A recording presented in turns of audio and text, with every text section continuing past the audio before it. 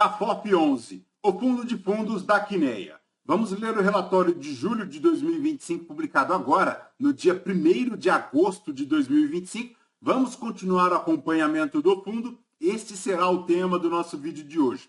Ele tem um patrimônio líquido total na casa de 611 milhões, a cota patrimonial a R$ 87,15, iniciou suas atividades lá em 2018 e na data que eu gravo aqui com vocês, o CAFOF 11 cota na B3 a R$ 76,20, fazendo um P sobre o VP de 0,87. Ao longo dos últimos 12 meses, ele tem uma variação negativa na cota no mercado secundário de 2,72%, ela que chegou lá aos R$ 65,70 agora, em fevereiro de 2025, e desde então realizando aquele chamado voo de galinha, inclusive já atingindo R$ 83,86, mas já repousando aí na casa dos 76, decrescendo R$ 10, no meio daquela curva do conhecido voo de galinha. A última distribuição do fundo será paga agora, no dia 14 de agosto de 2025, 75 centavos por cota, fazendo um yield mensal de 0,96, anual de 11,70. Se o cotista tivesse investido R$ 1.000 há 2 anos em CAFOF 11, teria perdido dinheiro, R$ 929. Então, ponto de atenção, porque o fundo também não consegue superar o IPCA, não supera o IFIX e também não supera o CDI, retornando no período negativo de 7,10%, enquanto o CDI retornou 25,31%, o IPCA 9,42% e o IFIX 6,34%. Então, toda a atenção aí à rentabilidade do CAFOF 11, porque ela é um ponto negativo. Mas, voltando aqui para o relatório, a gestão comenta que em julho o CAFOF 11 teve o seu patrimonial uma queda de 0,84%, resultado de 0,52%, melhor que a queda de 1,36% do IFIX. A cota patrimonial variou de R$ 88,65 ao final de junho para R$ 87,15 ao final de julho. A cota mercado do CAFOF teve uma queda de 2,73% no mês, resultando em um desconto de 10%. Como vimos, a R$ 76,00, fazendo um P sobre VP de 0,87, então este desconto hoje já está aí na casa de 13%. Em relação ao cenário macroeconômico, aquilo que nós já conhecemos, não perderemos tempo, o gráfico de variação do IFIX no mês, ele teve uma variação positiva em relação aos hotéis e flats, 1,15%, o IFIX variando menos 1,36% e o residencial variando negativamente menos 7,84%. Em relação à variação IFIX no ano, o agro produzindo um resultado positivo de 17,09%, enquanto o multi-estratégia 13,42%, os híbridos 11,49% e os CRIs 11,38%, o logística, por exemplo, retornando 10,73%, e no total do ano, os hotéis e os flats reduzindo aí para menos 0,86% em relação à variação do IFIX. No mês, segundo a gestão, ela reduziu a exposição em fundos de CRIs em 0,35% do patrimônio para realocar em ativos com a projeção de uma taxa interna de retorno mais elevada, além de manter um caixa um pouco maior neste segundo semestre. Acredita a gestão que haverá volatilidade nos próximos meses, que pode criar boas oportunidades de compra. Em julho, gerou um resultado de 82 centavos por cota e distribuiu 75 centavos por cota, aumentando a reserva de resultado para 62 centavos por cota.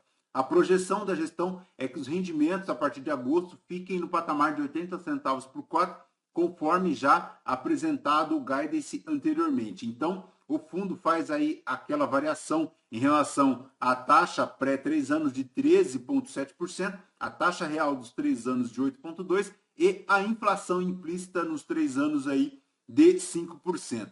Em relação à variação, o Ibovespa apresentando uma variação negativa de 4,17%, o dólar subindo 2,66%, o IFIX, como já comentamos, menos 1,36%, 94% dos ativos aqui alocados em fundos imobiliários, produzindo um yield médio de 11,5%.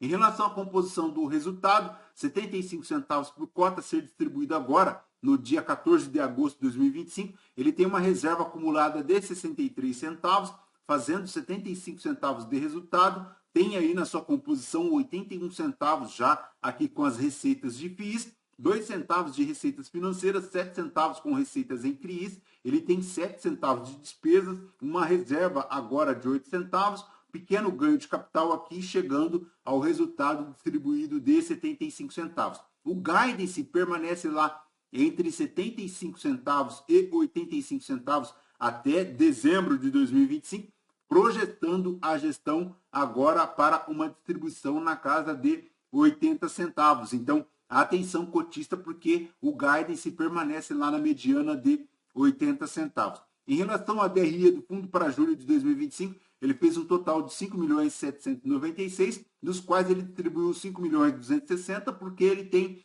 aí uma reserva de 535 mil reais. Além das despesas aqui de 457 mil, uma distribuição de 90,8% de todo o resultado do fundo. Em relação à variação e à rentabilidade, no retorno da cota patrimonial, variou negativamente de 0,84%, a cota mercado negativo também de 2,73%, enquanto o CDI retornou 1,08% e o IFIX menos 1,36%. Na rentabilidade de julho agora, pagando 75 centavos por cota, faz 1,08% da taxa DI, 68,6% se considerando a primeira emissão de R$ 100,89, já na quarta emissão fazendo 70,9%, considerando a emissão de R$ 97,60. No valor patrimonial, ele chega a R$ 87,15, uma variação negativa de 1,69, enquanto a mercado, a cota segue lá na casa dos R$ 76,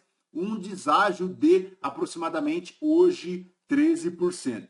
Em relação ao desempenho versus o IFIX, os CRIs retornaram 0,25%, enquanto os shoppings e os varejos retornando negativo de 0,17%. Em 2025, no acumulado, 1,04% para shoppings e varejo e 0,20% aqui para a renda urbana e 0,10% para os agros. Em relação ao volume de negociações da B3, o CAFOF 11 apresentando um volume médio diário de R$ 715 mil reais e um volume médio negociado na B3 por unidade de negócio de R$ 397 reais. Segue lá na casa dos 720 mil nos negócios ao dia, 16.470 no volume total mensal. Em relação à alocação do fundo, ele segue aqui com 94% em FIIs, ele tem aqui também 4,9% em CRIs, além de 1,1% aqui em caixa. Ele busca na alocação tática um retorno de curto e médio prazo e já na alocação imobiliária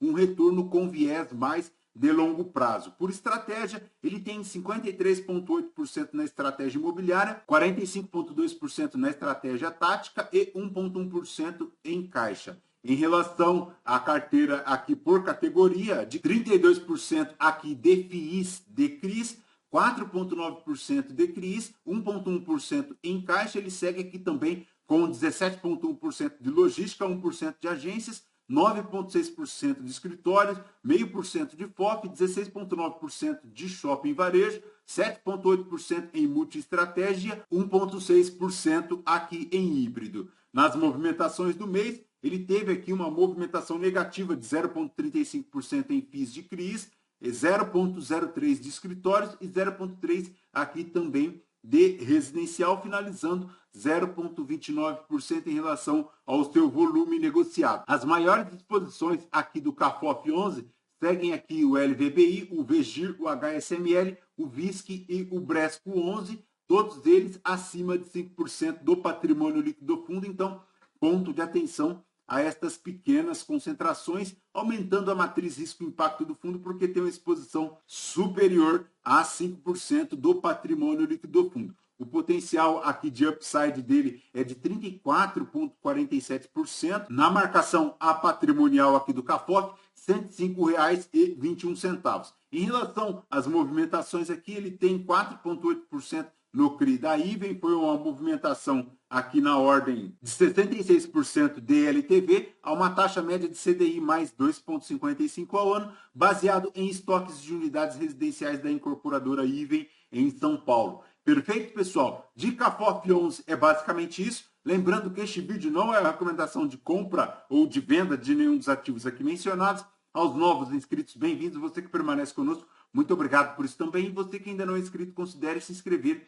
Deixe seu like, seu joinha, porque tudo isso nos fortalece aqui na produção de conteúdos. Fechou? Voltamos então com vocês num próximo vídeo. Fraterno abraço a todos. Até mais.